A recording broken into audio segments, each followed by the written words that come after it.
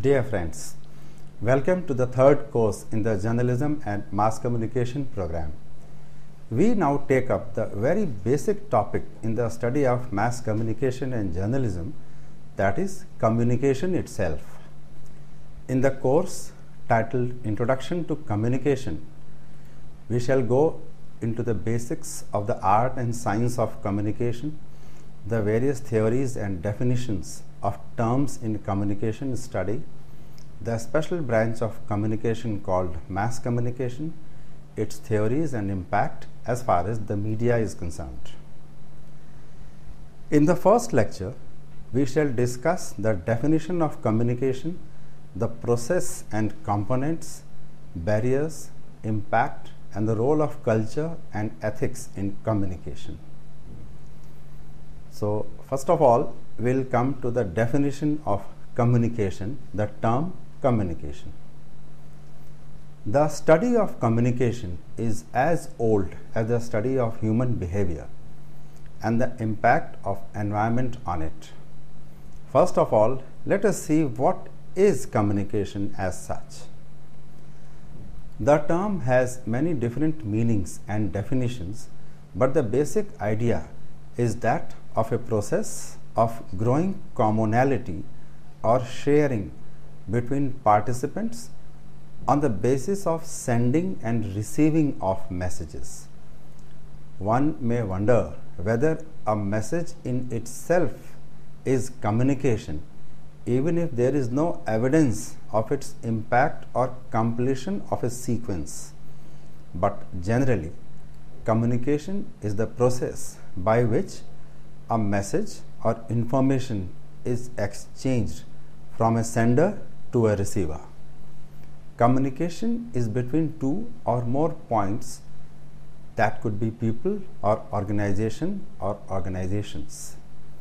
The degree of response or feedback and the degree of the communication relationship is also a part of the consideration.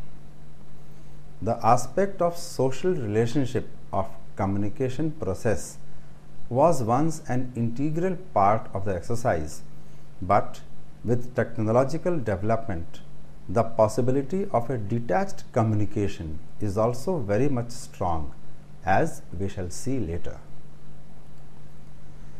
In general terms, when we say communication, we mean the process of conveying some information, to communicate with someone, the system or the procedure of maintaining contact between two or more points, an activity that is considered essential to social behavior.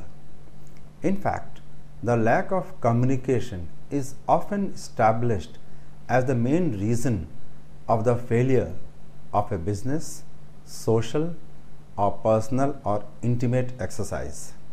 By extended logic, communication plays a crucial role in the success or failure of a political, diplomatic, scientific, or technical activity as well. The presence of good, smooth, and accessible communication is the key to the success of any activity. In the evolution of mankind and in subsequent social development, communication has played a key role. The evolution of social practices that ultimately led to disciplined behavior, formation of social norms, education, laws, festivals, rituals, scientific temperament, and progress have all been possible because of communication only. The mass migration of people and movement of organized groups of people for a purpose such as war, conquest, agriculture, adventure, exploration, etc., also had been possible because of a strong communication amongst people and people's groups. Therefore, issues like culture and ethics also have had an important bearing on communication, and in fact it is the other way around as well, that is, culture and ethics having an impact on communication and communication having an impact on culture and ethics. To understand it better, let us see the advantages of communication in different fields of activity, in home, in workplace, in business, or even in personal or intimate spheres. First of all, let us see the importance of communication in social or personal relationships. By successfully getting your message across, you convey your thoughts and ideas effectively. When not successful, the thoughts and ideas that you actually send do not necessarily reflect what you think, causing a communications breakdown or gap and creating roadblocks that stand in the way of your goals, both professional and personal. In spite of the increasing importance placed on communication skills, many individuals continue to struggle, unable to communicate their thoughts and ideas effectively, whether in verbal or written format.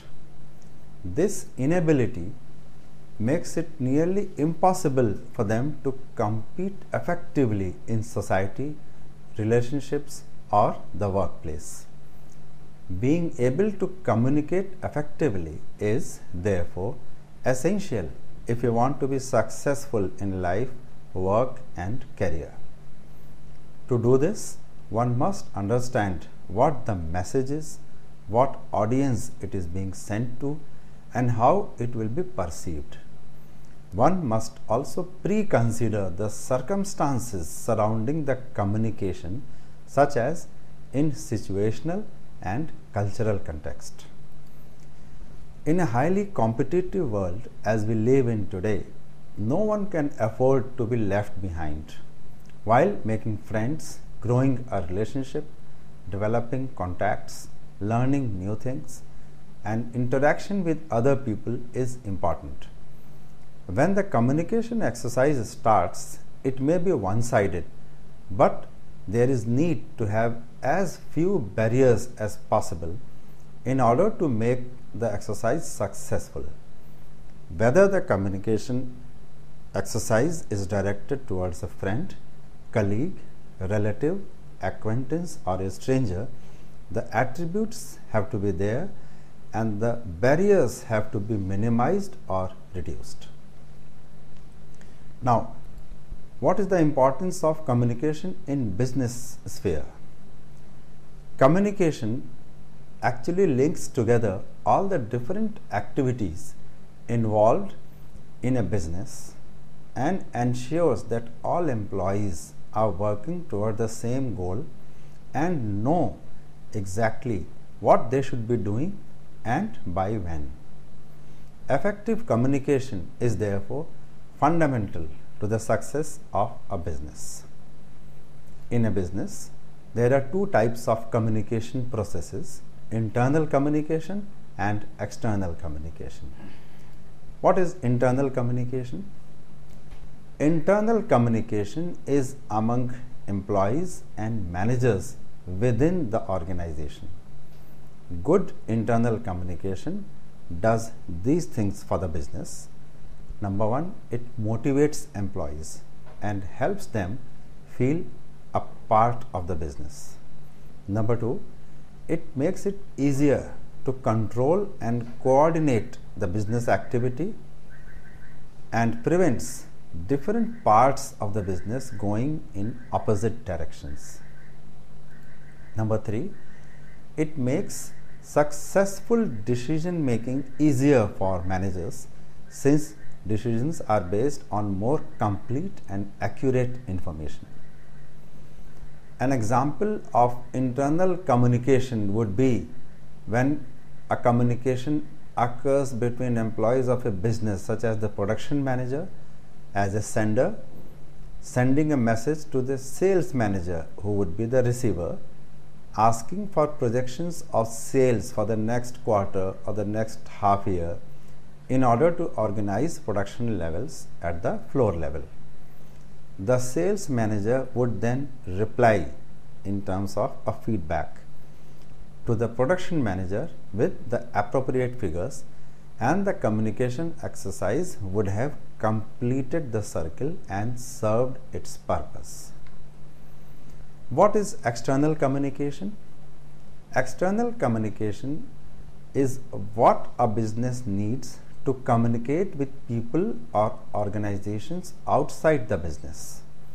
This is known as external communication because the receiver is not within the organization but away from it.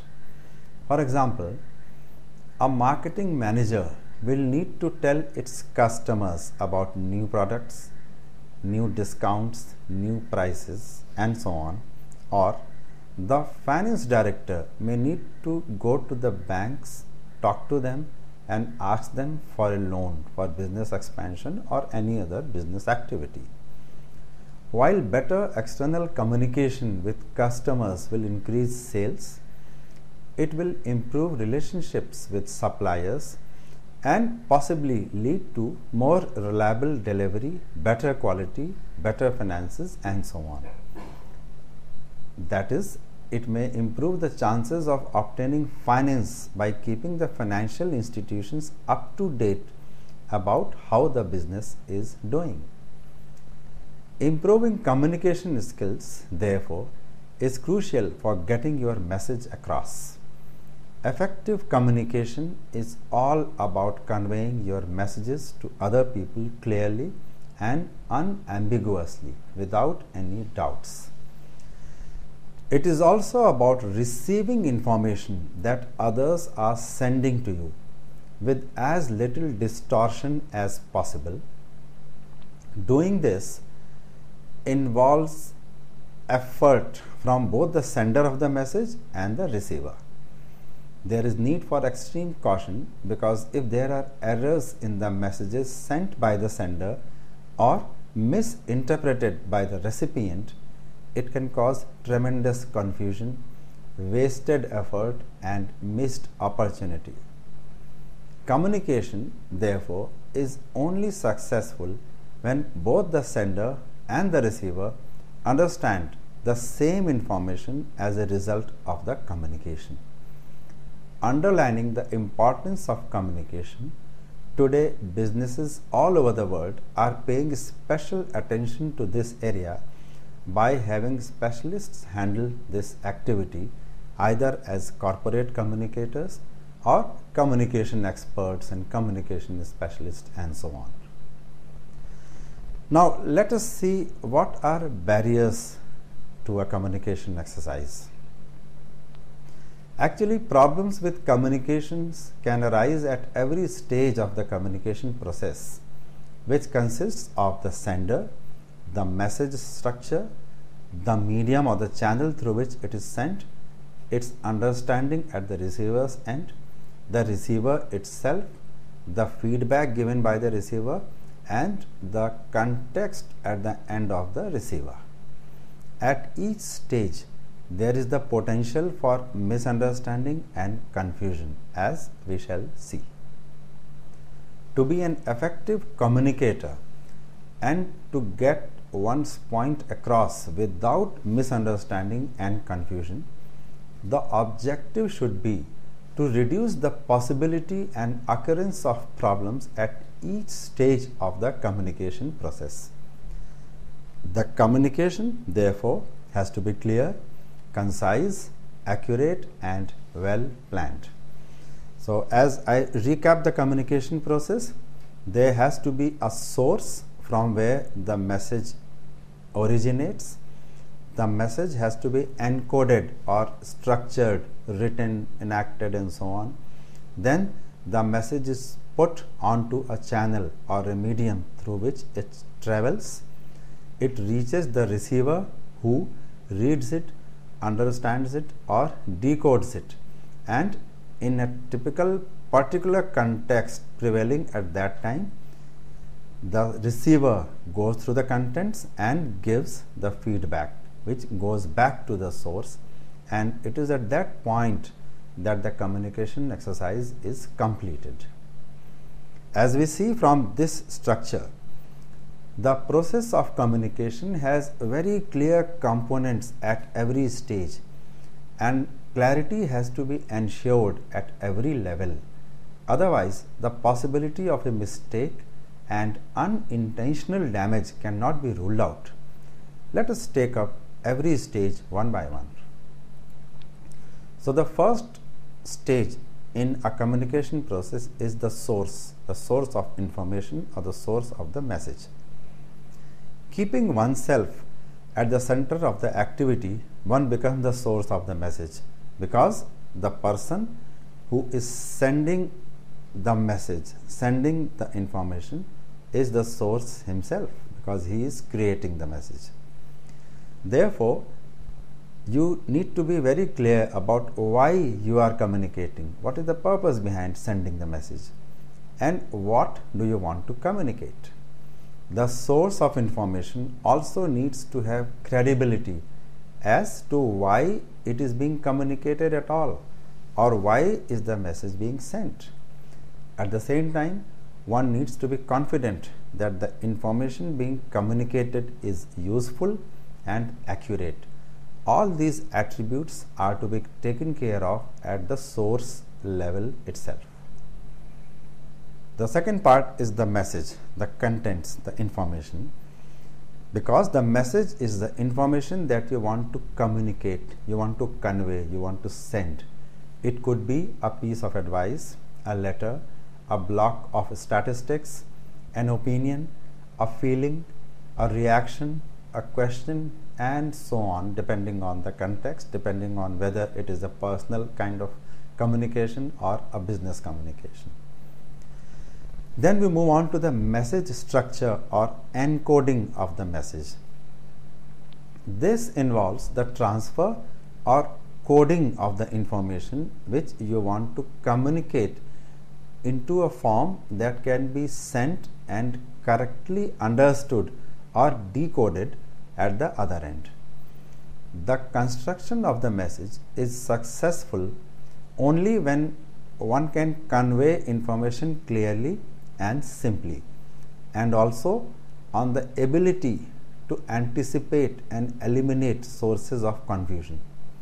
This includes aspects such as gender or cultural issues, mistaken assumptions, and missing information. Here, it is important to know who the information or the message is being sent to. If there is a confusion or failure at this end, it may result in delivering of messages that are clearly misunderstood, thereby putting the whole exercise to a knot. Then there is the medium or the channel. All messages are conveyed or sent through a medium. The medium or channel could be verbal, such as a one-to-one meeting, or through meetings via telephone or video conferencing, and written channels including letters, emails, memos, and reports. Different channels have different strengths and weaknesses. For instance, it may not be a very good idea or very effective to give a long list of directions verbally through verbal communication. It is better to write them down and send them across as written communication. At the same time, it is not advisable to give someone a negative feedback via email. It may quickly cause unforeseen problems. That is why a negative feedback is best delivered through verbal communication. Then we come to understanding or decoding at the other end. Successful understanding or decoding of a message is as important as its successful construction or encoding. Just as confusion can arise from errors in encoding, it can also arise from decoding errors. This can happen especially when the receiver or the decoder does not have enough knowledge or capacity to understand the message. Then we come to the receiver itself. The message is generally delivered to an audience and in the end it goes to particular individual members of the audience. It is presumed that the sender has in mind the actions or reactions he expects the message will evoke from the audience or the individuals therein. However, it must be understood that every individual may have different ideas or feelings at the time of accessing and understanding or decoding the message, and accordingly the reaction could be different. This may well influence their understanding of your message and their response. To be a successful communicator, you should consider these before delivering your message and act appropriately and accordingly. The next and the last stage in the communication exercise is feedback. The receivers of the audience may or will provide you with feedback as verbal or non-verbal reactions to the message that has been communicated to them. One needs to pay serious attention to this feedback, as it is the only thing that can give you confidence that your audience has understood your message. If you find that there has been a misunderstanding, at least you have the opportunity to send the message a second time with proper safeguards and precautions. One may also seek out feedback with other options or tools that may be available from time to time. Then there is the context or the overall context in which the communication exercise takes place. The situation in which the message is delivered is the context. This may include the surrounding environment or the broader culture of the place, which could be an office or the workplace, or corporate culture or international culture, and so on, depending on the location of the audience. Hi, it's Paul, and in the next few minutes I'm going to introduce you to my 6-step communication process. I'm going to tell you why communication fails a lot of times and exactly what to do about it. So let's get started. First of all, the communication begins with a message, and the message is what's in your brain that you want to get to somebody else. Now think about it. Sometimes we're not even sure about exactly what we want to say. We don't even know ourselves exactly how the message should go, so how are we going to get it to other people? So step number 1 is formulating the message in your brain, but sometimes things go wrong there.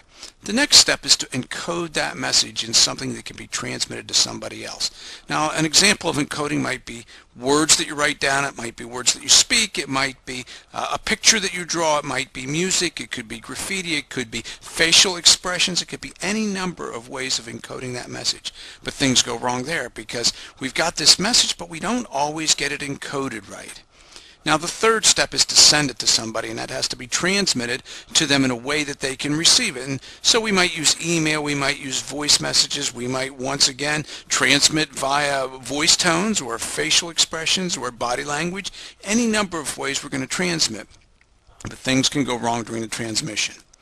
Then the fourth step is for them to decode it. And so they get this message, or what is left of the message by the time they get it, and they have to decide what it means. They have to take these words and decode them into something that they can interpret and understand. So the last step is for them to understand. Now think about this. We've got 5 steps. In any step, something can go wrong, where it doesn't come through to the next step the way it started at the beginning of the step. If you've ever been in a room where you passed a message around a circle, by the time it gets to the 5th person, it barely resembles what you started with. Well, a lot of times our personal communication be just like that. So here's what we have to do. We have to use this last step, which I call the feedback loop, where we check our understanding of the message that was received. Now, a lot of times this is done through paraphrasing or empathetic listening, and we don't have time to teach that in this short video, but it's the way that we're going to verify that we understood what somebody else meant. And that closes the loop and makes sure that any errors that crept into the process are recognized and dealt with.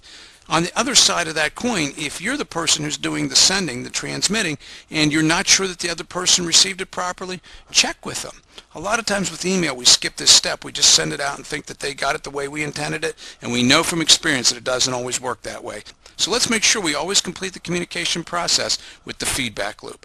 So there you have it, the 6 steps of communication and the communication process, what happens, why things go wrong, and what to do about it. So now we have a basic understanding of the communication exercise and the stages involved in it. We now move to the next level of understanding, that is removing the barriers that may lead to misinterpretation of the message.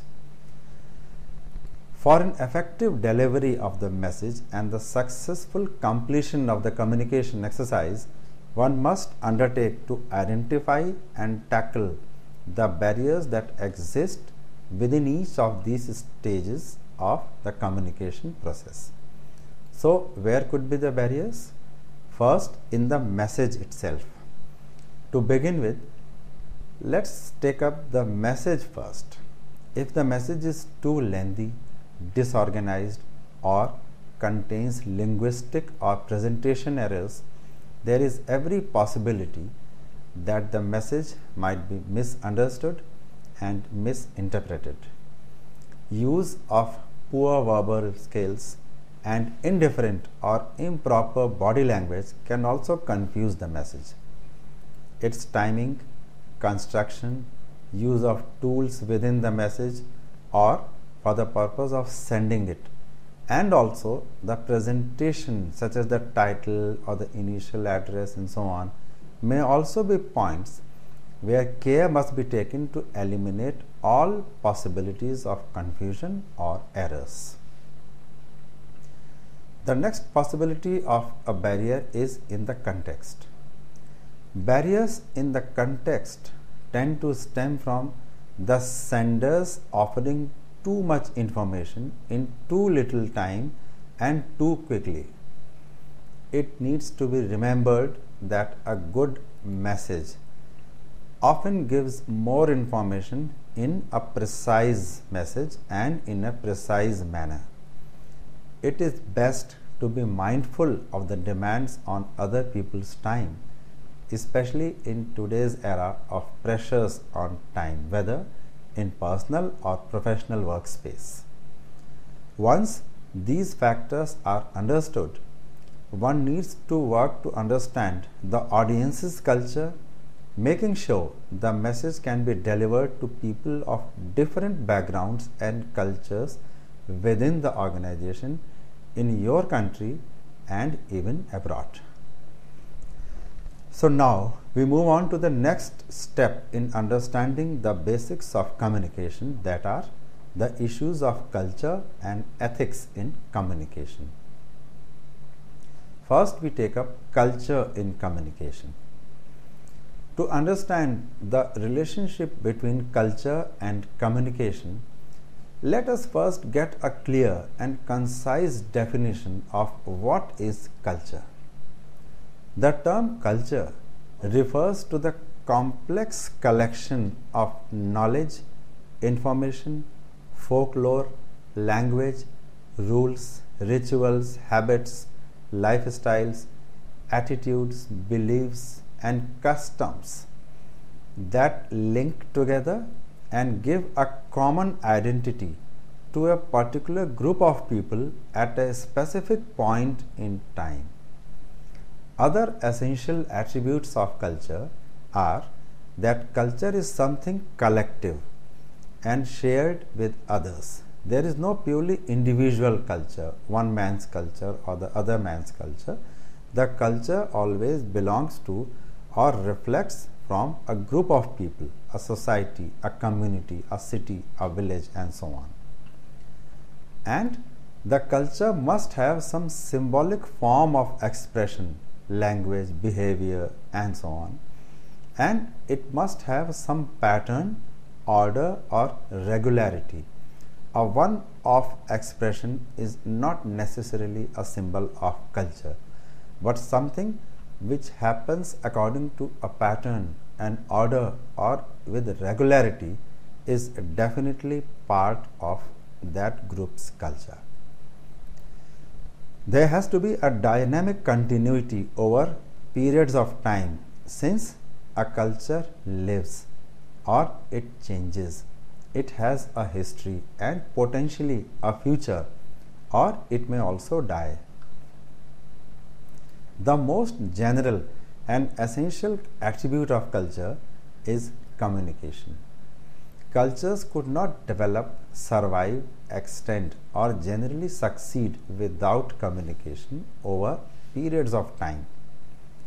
In order to study culture, it has to be looked for in spaces such as households, habitats, cities, villages, communities, and so on, in people and human practices, that is, socially patterned behavior, how one eats, how one speaks, how one relaxes, and so on, and in things such as texts, artifacts, handicrafts, and so on. All this put together comprise a group's or a community's culture.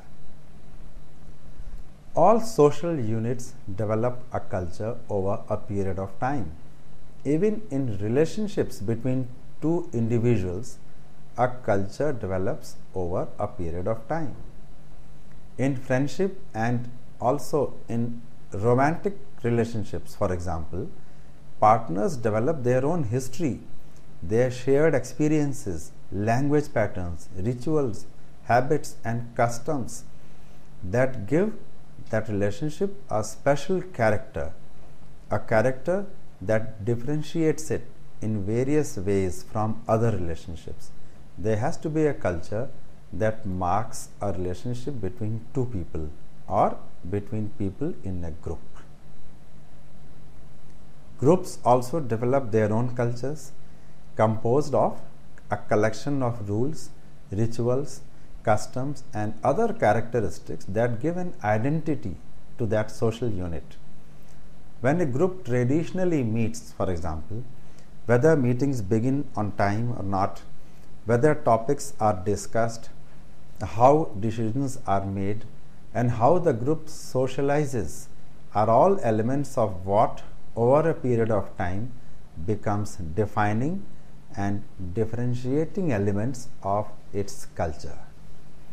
Now, organizations also have cultures, often apparent in particular patterns of dress, layout of workspaces, color schemes, meeting styles and functions, ways of thinking and talking about the nature and directions of the organization, leadership styles, and so on.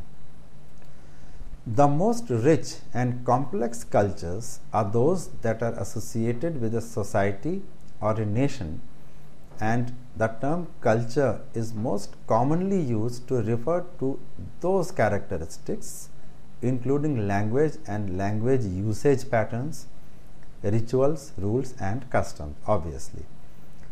A societal or national culture also includes such elements as significant historical events and characters, philosophies of government, social customs, family practices, religion, economic philosophies and practices, belief and value systems, and concepts and systems of law. It is also important here to realize that culture and religion are not necessarily one and the same, although one may have led to a few aspects of the other and vice versa. Thus, any social unit develops a culture over time, whether the unit is a relationship, group, organization, or society, while the defining characteristics or the combination of characteristics of each culture are unique. All cultures share certain common functions. Three such functions that are particularly important from a communication perspective are these. Number one, linking of individuals to one another. Number two, providing the basis for a common identity. And third, creating a context for interaction and negotiation among the members of a group or a community. So let's move on to the highly complex relationship between communication and culture. It is a very complex yet very close relationship that we are talking about. First, cultures are created through communication. That is, communication is the means of human interaction through which cultural characteristics such as customs, roles, rules, rituals, laws, or other patterns are created and shared. It is not so much that individuals set out to create a culture when they interact in relationships, groups, organizations, or societies, but rather cultures are a natural byproduct of social interaction. You can see how complex the relationship is. What came first, culture or communication? Communication leads to cultural changes, and culture is possible only because of communication. It's a closed cycle that has kept on moving since times immemorial. In a sense, cultures are the byproduct or results of social communication. Without communication and communication media, it would be impossible to preserve and pass along cultural characteristics from one place and time to another. One can say, therefore, that culture is created, shaped, transmitted, and learnt through communication only. The reverse is also the case. That is, communication practices are largely created, shaped, and transmitted by culture.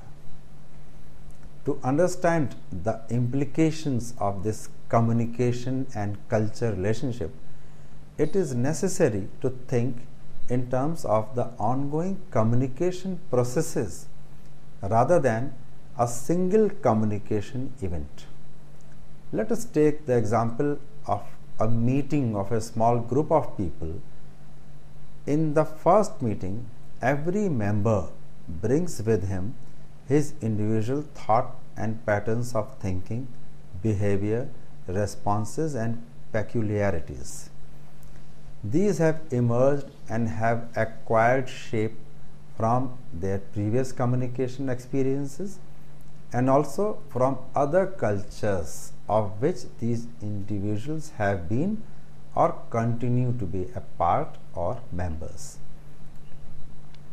As the individuals start communicating among themselves and with each other, all of them begin to create a set of shared experiences and ways of discussing these experiences.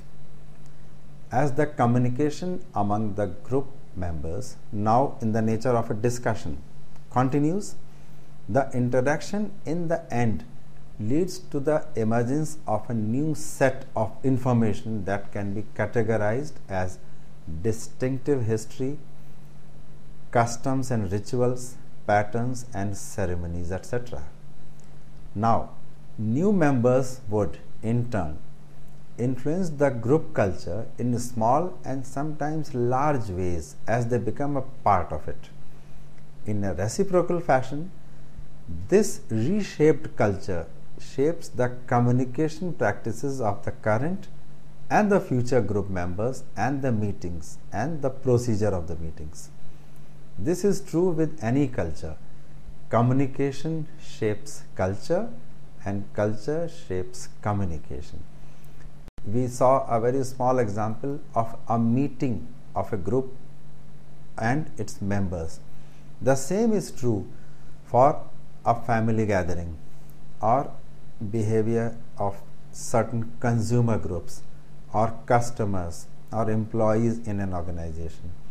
Everywhere, the existing members of a group, when they interact with new members of the group, there is an exchange of information as well as the cultural rub-off from one group to the other. In the end and over a period of time, the culture of the organization will change according to the incoming members' behavior and their impact on the existing members. So basically, the social behavior in a group comprises communication between people, whether by speaking aloud or by exchange of information and notes and so on. So here is culture affecting communication and communication affecting culture.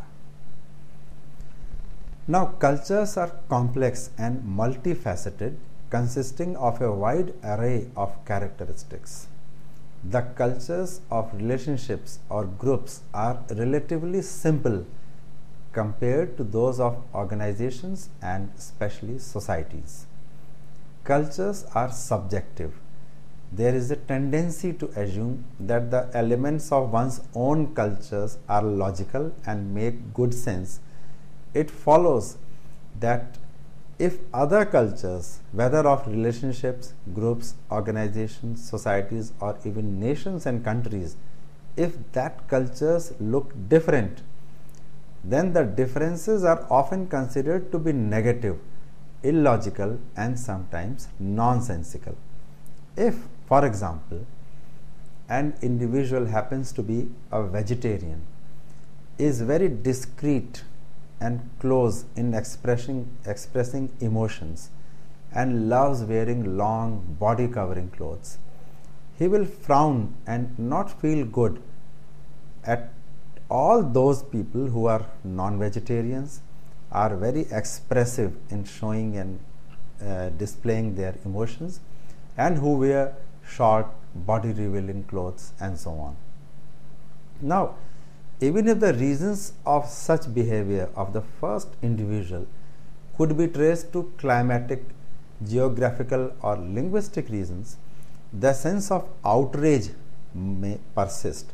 One person may say, "Oh, the dress code of the other person is not good," and the other person might feel the same for the first person. Now, this is a cultural difference, which is difference, not good or bad. Another example could be of a relationship that is categorized and characterized by public displays of affection, people hugging each other, holding hands, and so on. Then the person might think that the behavior of other people who are not very expressive and who have more reserved relationship cultures are strange or even inappropriate.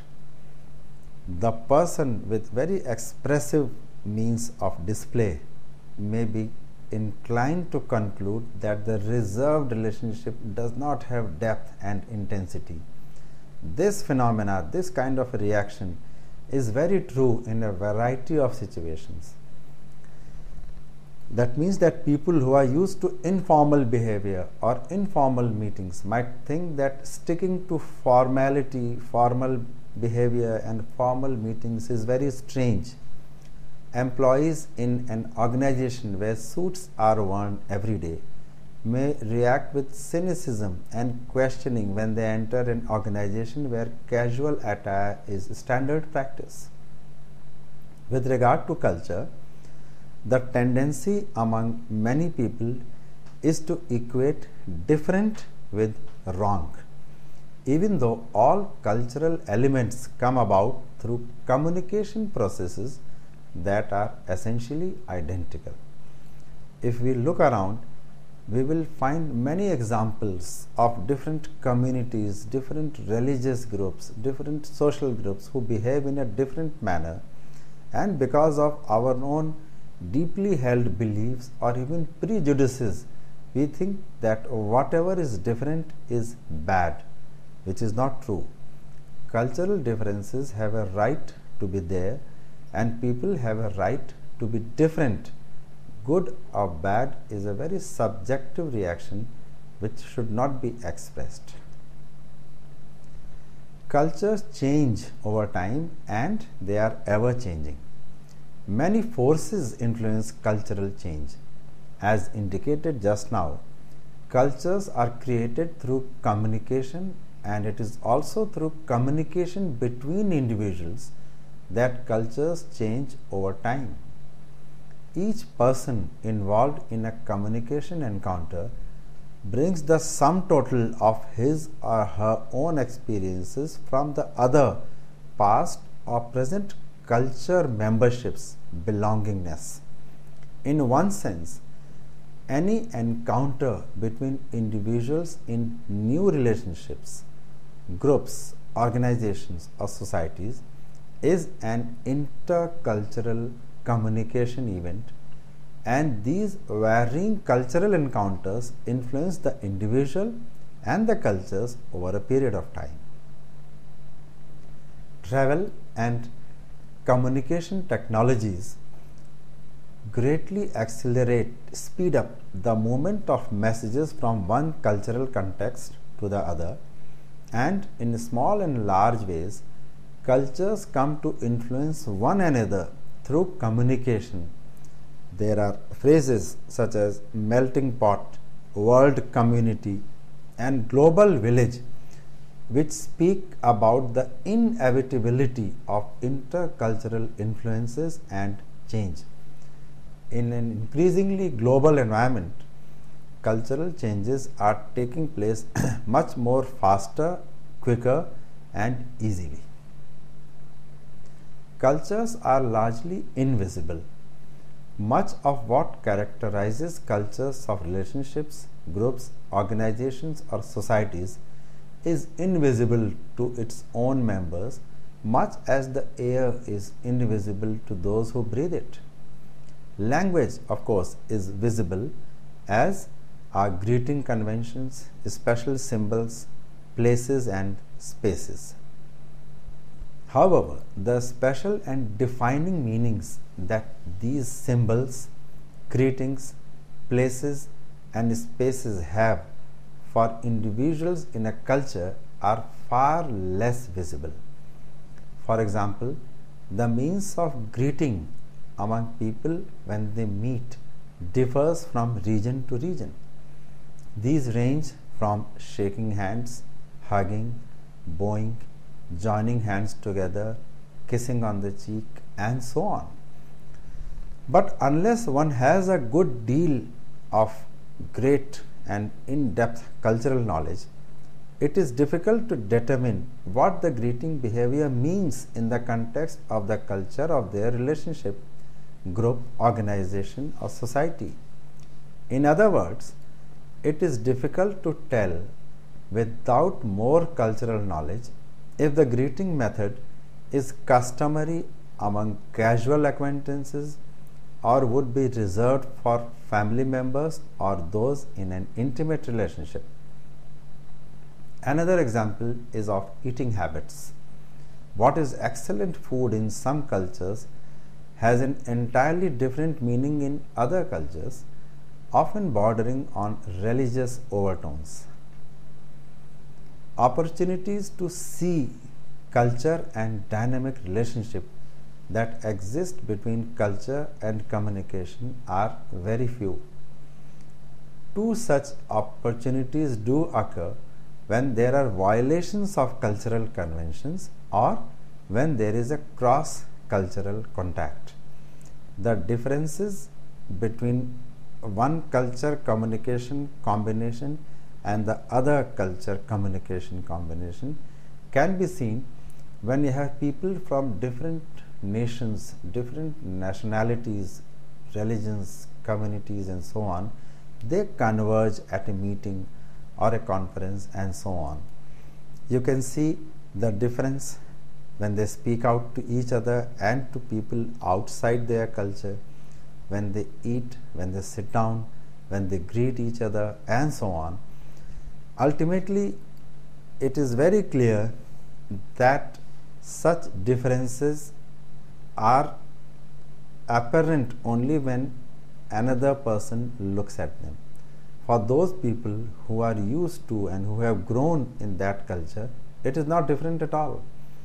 Therefore, to understand the relationship between culture and communication, it would be advisable to have a look or have an interaction in cross-cultural contact occasions. For example, when someone violates an accepted cultural convention or ritual or custom by speaking in a foreign language, by standing closer than usual while conversing, or discussing topics that are typically not discussed openly, then the other members of the culture become aware that something inappropriate or something wrong is happening. When normal cultural practices are occurring, members of the culture think little of it.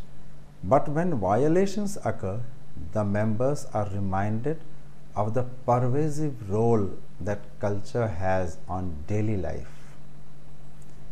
When visiting other groups, organizations, and especially other societies, people are often confronted by different customs and rituals and conventions. These situations are often associated with some awkwardness as the people strive to understand and sometimes to adapt to the characteristics of the new culture. In these circumstances, again, one can see and gain a glimpse of the culture of that place and the processes by which people create and adapt to culture. Examples of this could be when people from our country go abroad, first for a short visit and probably next time to settle down there. Initially, there could be a culture shock at the way people live differently, behave differently, and react differently. Even the observing of social rules is different. So, after the initial shock, in the second, third, or subsequent travel or occasions to visit, the cultural shock is absorbed and people start adapting to the new culture. This adaptation also is through a process of communication, understanding. Understanding the nature of culture in relationship to communication is helpful in a number of ways. First, it helps to explain the origin of differences between the practices, beliefs, values, and customs of various groups and societies, and it provides a reminder of the communication process by which these differences came into being. This knowledge can and should heighten the people's tolerance for cultural differences. Secondly, it helps to explain the process that individuals go through in adapting to new relationships, groups, organizations, and societies and the cultures of each. Third, it underscores the importance of communication as a bridge between cultures and as a force behind cultural change. The study of culture and communication and the relationship between the two and the relative power of both to influence each other is a continuous one. With this, we move on to another aspect that involves ethics in communication. Communication must always consider how their communication affects their audience and others involved in the exercise, such as employers, friends, co-workers, and the like. Communicators have ethical responsibilities to themselves, individual members of their audience, or readership and society as a whole. A person's use of written and spoken language reveals his or her inner self to others. Therefore, it is the responsibility of the communicators to avoid conscious misinterpretation of them and to write and speak with an attitude of self-respect. Spoken and written language should not be used consciously to mislead or convince people to take action which is not in their best interests. Examples can be cited of salespersons persuading people to buy what they do not actually require, or to buy products which are not suitable to their needs. Communicators have an ethical obligation to make their goal and its possible outcomes known to the audience, and not to mislead their audience in any way. This is what ethics is all about.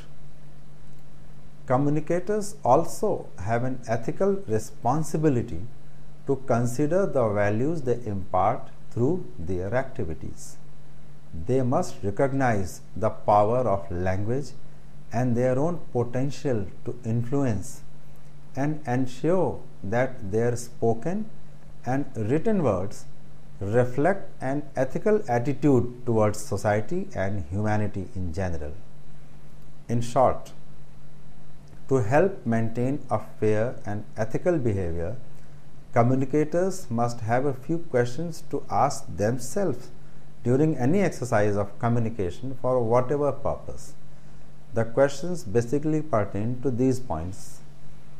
Number 1, use of appropriate language that does not discriminate or stereotype by age, gender, religion, ethnic background, or physical ability or disability.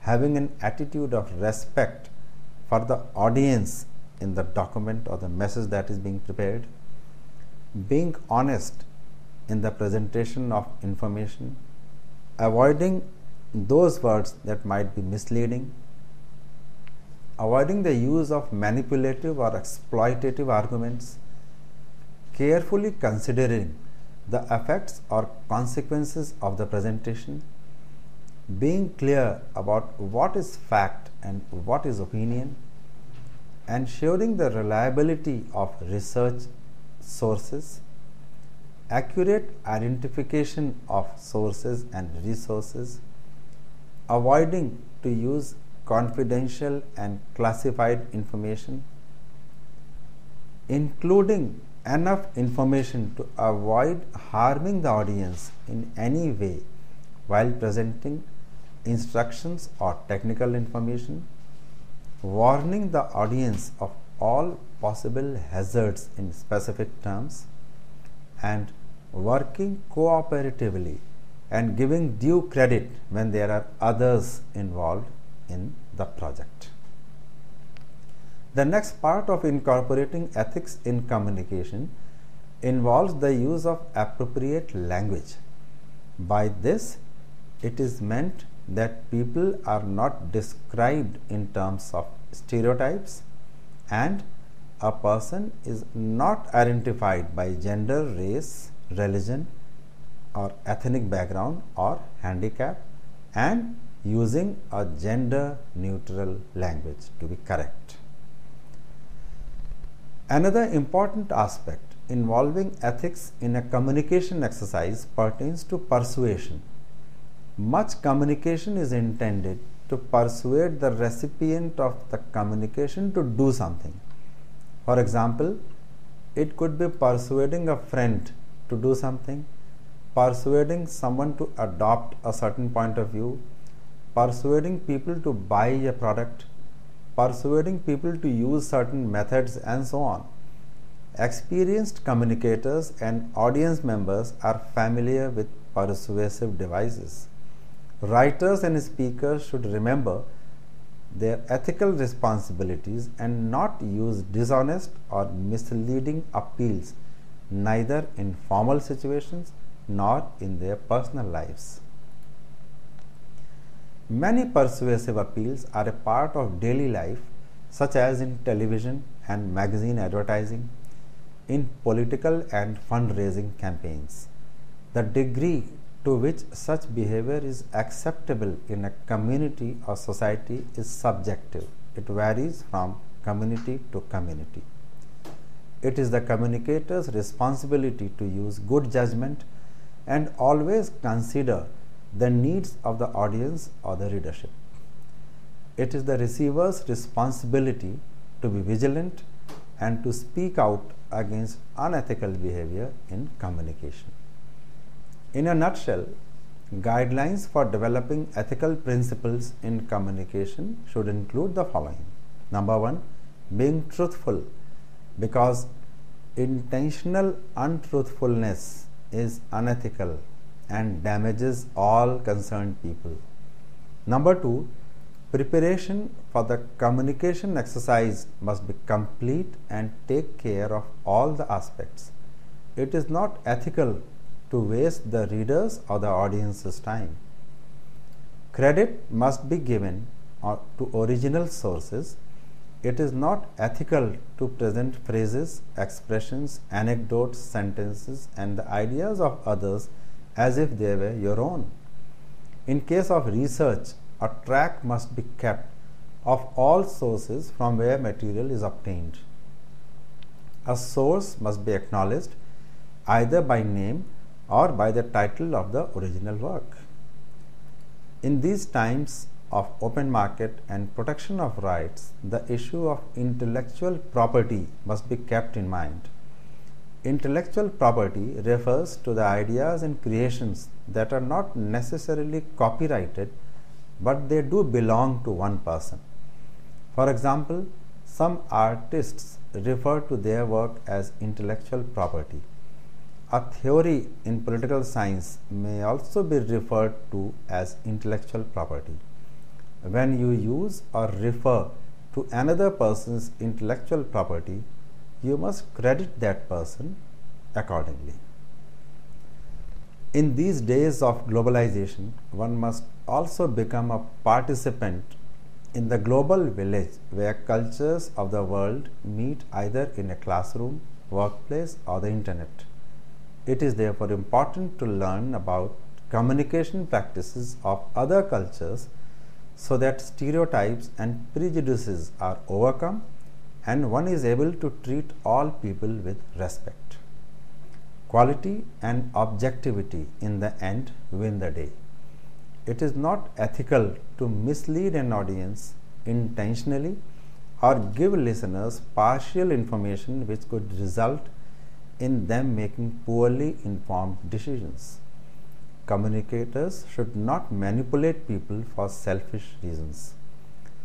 Whatever civilized values we see around us are a result of various factors, communication being one of them. Ethical communication has been and shall always remain an essential part of the society's development. With this, we come to an end of this part of the discussion on Introduction to Communication. To recap, we discussed the definition of communication, its processes and style, components, barriers, and its significance in human evolution. We also saw that culture and communication have a complex relationship. The issue of ethics in communication is also an important one that must be taken care of by communicators. In our next discussion, we shall move on to the power of communication and the science of communication, including technology, besides other things.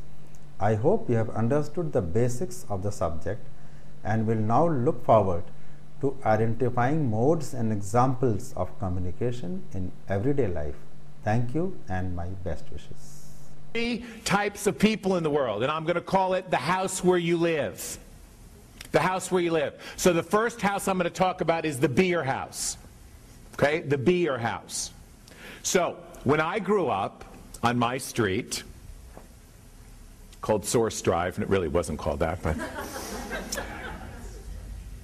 there was a beautiful little brown house 2 houses away from me. I would walk in the house and there was Flo, and she was a beautiful woman, you know, like Betty Crocker. She had beautiful red hair and that little dippity-doo flip and beautiful painted nails always, and her little apron. She always had an apron. I think she went to bed in an apron.